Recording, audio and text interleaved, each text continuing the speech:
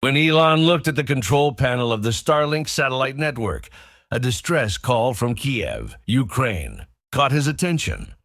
During the Russian occupation, a 16-year-old girl was sending her last message to the world through the Starlink terminal. "My mom is injured. We can't reach the doctor. Please help." The coordinates at the bottom of the message pointed to the bombed-out basement of the Azovstal factory.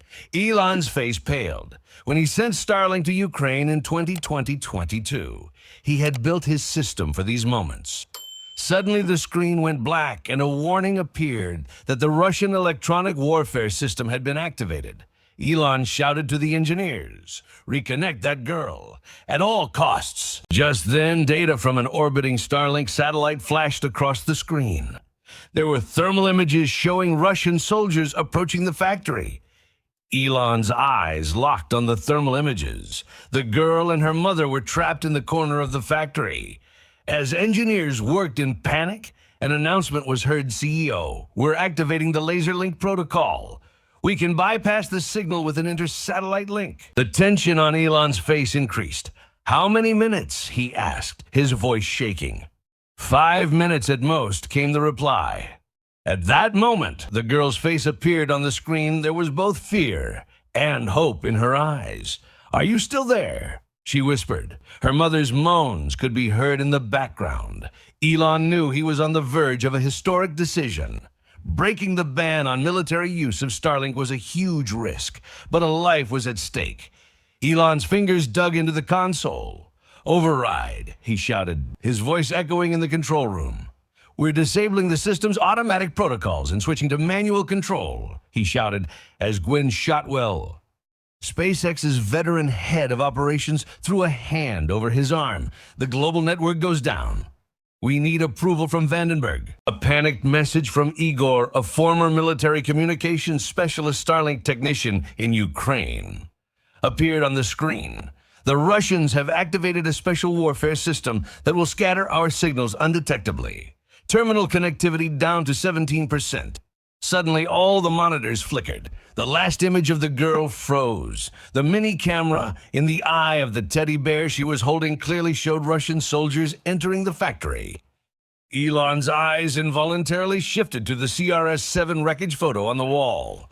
That Dragon capsule they lost in 2015 had the exact same model terminal as the one the girl in Kiev was using now.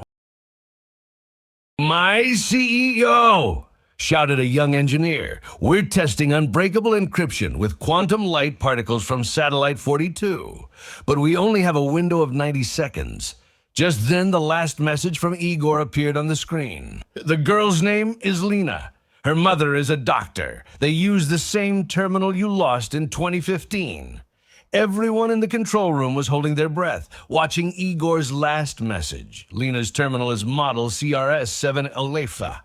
The Russians are breaking the door." The surprise on Elon's face gave way to a steely determination. Lock Satellite 42 to Kiev. Divert all power to that terminal. The systems worked like crazy. Phased array antennas rotated 190 degrees. Signal increased 467%. Terminal temperature reached 71 degrees Celsius. Plastic case deformed. Laser link remained stable. 154.6 Gbp data flow. Lena's image reappeared. Her mother took the terminal from her daughter and made one last move. She inserted a data chip into the overheated input port. "Connection established," the engineer shouted, "but the satellite has used 89% of its fuel." The screen suddenly went black. Then a single message appeared. Message: "Terminal ID verified, Project Phoenix active."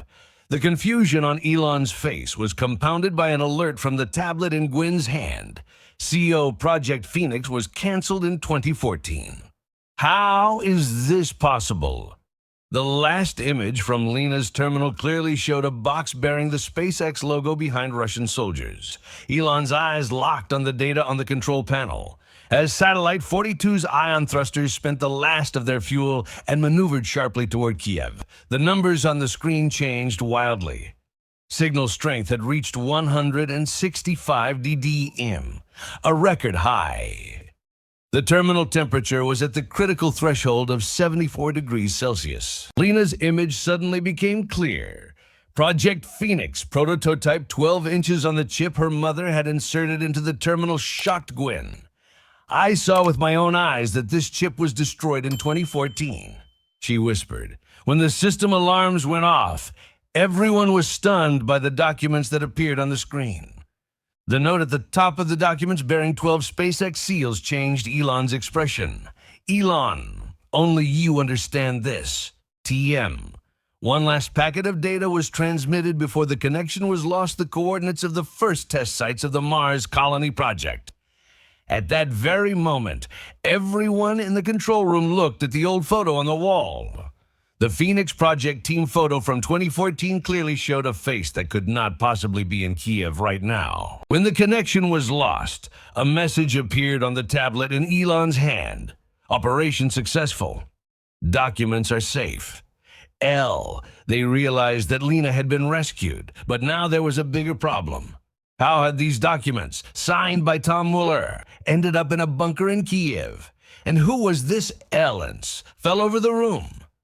Elon was looking out the window at the sky, listening to the last signals of Satellite 42. Dozens of questions remained unanswered, but one fact was clear. Project Phoenix was never canceled. It had only been hidden. If you liked it, stay tuned for more stories, and don't forget to subscribe so you never miss an update. I'd love to know where you're watching from. Drop your location in the comments. For more stories, click on the video on your screen right now.